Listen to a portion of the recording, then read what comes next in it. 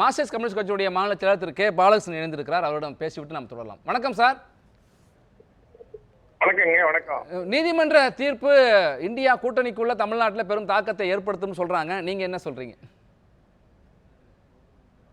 நீதிமன்ற தீர்ப்புக்கும் இந்த கூட்டணிக்கும் என்னங்க பிரச்சனை இருக்குது? இது யாரு என்ன பெரிய தாக்கத்தை உண்டாக்க போகுது? ஒரு விதமான தாக்கத்தையும் உண்டாக்காது.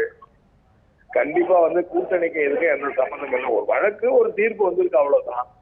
அதுக்கு மேல அவங்க முறையீடு பண்றதுக்கு நீதிபதியா வாய்ப்பு இருக்காரு, தண்ணி நிறுத்தி வச்சிருக்காரு. அது இறுதி தீர்ப்பு வர வரைக்கும் நம்ம என்னன்னு பார்க்கலாம், அவ்வளவுதான். அதனால இந்தியா கூட்டணிக்கு எந்த பாதிப்பும் எந்த பிரச்சனையும் வராது. தீர்ப்பு கொடுத்த தங்களுடைய கட்சி, இந்த தீர்ப்பு கொடுத்த தங்களுடைய கட்சியுடைய நிலைப்பாடு என்ன சார்? இல்ல, நான் ஏற்கனவே சொன்னதுதான். அதாவது ஏற்கனவே கீழமை நீதிமன்றம்